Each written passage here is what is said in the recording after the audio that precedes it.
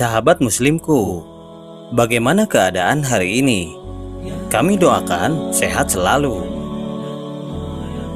Sesudah Nabi Muhammad SAW wafat, ternyata banyak barang peninggalan beliau. Dari jubah, pedang, bahkan helai rambut janggut dan patahan giginya pun menjadi barang peninggalan sejarah yang sekarang dimuseumkan. Barang-barang tersebut yang menjadi saksi bisu perjuangan beliau dalam menegakkan ajaran Islam. Oleh karena itu, sebagai umat Nabi Muhammad SAW, kita harus mengetahui apa saja sisa peninggalannya. Salah satunya adalah pedang Al-Ma'thur yang bisa kita lihat apabila mengunjungi Museum Topkapi di Istanbul, Turki. Tidak hanya itu saja, Nabi Muhammad masih meninggalkan 9 pedang lagi berdasarkan buku Syama'il Muhammad SAW karya Imam At-Tirmizi. Nah, kali ini akan merangkum 10 pedang Nabi Muhammad SAW yang tak terkalahkan.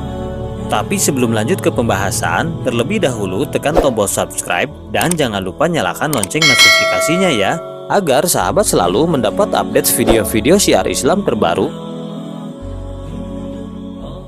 Number 1. Al-Ma'thur.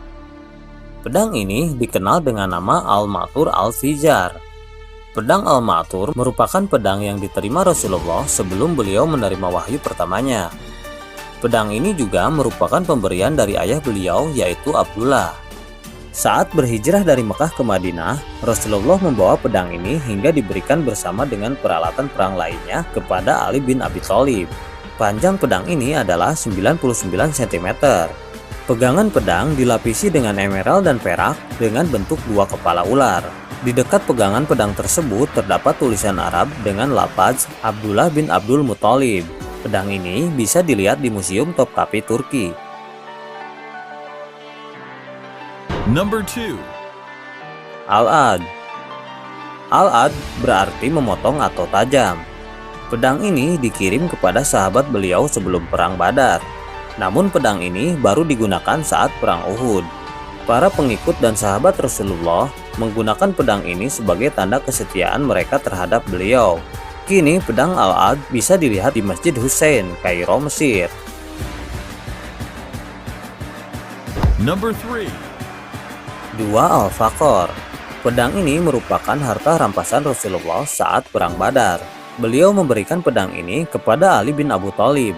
Kemudian Ali bin Abu Thalib mengembalikan pedang ini kepada beliau dengan berlumuran darah saat perang Uhud. Pegangan pedang ini berwarna hitam dengan 2 ujung pedang. Number 4. Al-Batar. Pedang Al-Batar merupakan barang rampasan dari Banu Qainqa. Pedang ini disebut sebagai pedangnya para nabi. Di dalam pedang ini terdapat ukiran Arab yang bertuliskan Nabi Daud alaihissalam, Nabi Sulaiman alaihissalam, Nabi Musa alaihissalam, Nabi Harun alaihissalam, Nabi Yusuf alaihissalam, Nabi Zakaria alaihissalam, Nabi Yahya alaihissalam, Nabi Isa alaihissalam, dan Nabi Muhammad SAW. Di dalam pedang ini juga terdapat gambar Nabi Daud ketika memotong kepala Goliat, yaitu orang yang memiliki pedang ini lebih dulu. Dengan panjang 1 meter, dalam video tersebut dijelaskan pedang ini digunakan Nabi Isa untuk mengalahkan Dajjal saat kiamat nanti.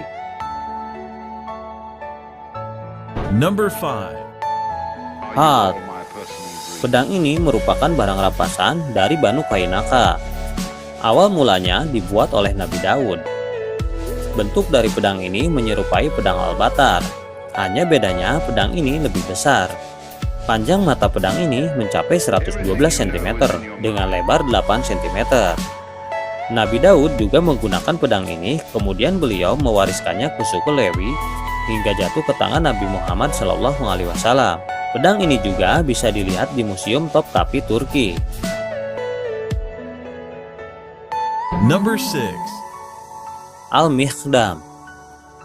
Menurut riwayat, pedang ini diberikan Nabi Muhammad kepada Ali bin Abu Thalib, kemudian beliau wariskan kepada anak-anaknya. Beberapa riwayat juga melaporkan pedang ini merupakan barang rampasan yang didapati Ali bin Abu Thalib saat ia memimpin perang Suriah. Panjangnya mencapai 97 cm dengan tulisan Zain al-Din al-Abidin. Number 7. Al-Rasub. Pedang ini dijaga oleh keluarga Nabi Muhammad SAW layaknya sebuah bahtera yang disimpan oleh bangsa Israel. Dengan panjang 140 cm dengan terdapat lingkaran emas di pedangnya, pedang ini dimuseumkan di Museum Topkapi Turki. Terdapat tulisan dengan lafaz Zafar al-Sadiq.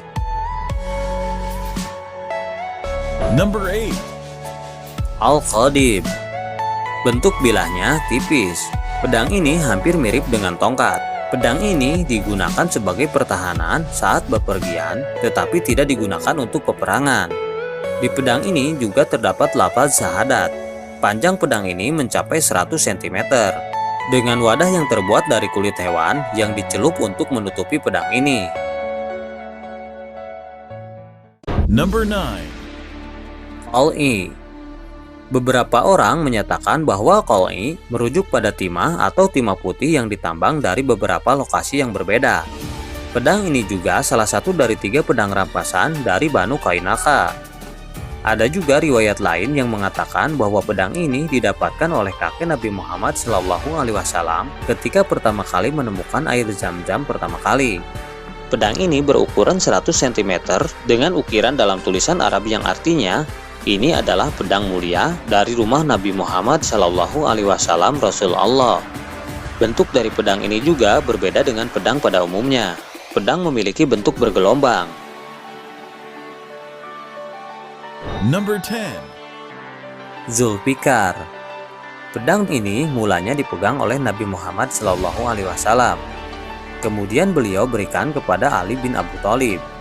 Pedang dengan 2 ujung mata ini merupakan simbol jihad dan perjuangan Ali bin Abi Thalib. Saat perang Uhud, Ali bin Abi Thaliblah orang yang paling gigih mempertahankan Nabi Muhammad. Hingga terdengar suara malaikat Jibril mengatakan, tiada pedang selain Zulfikar, tiada pahlawan selain Ali.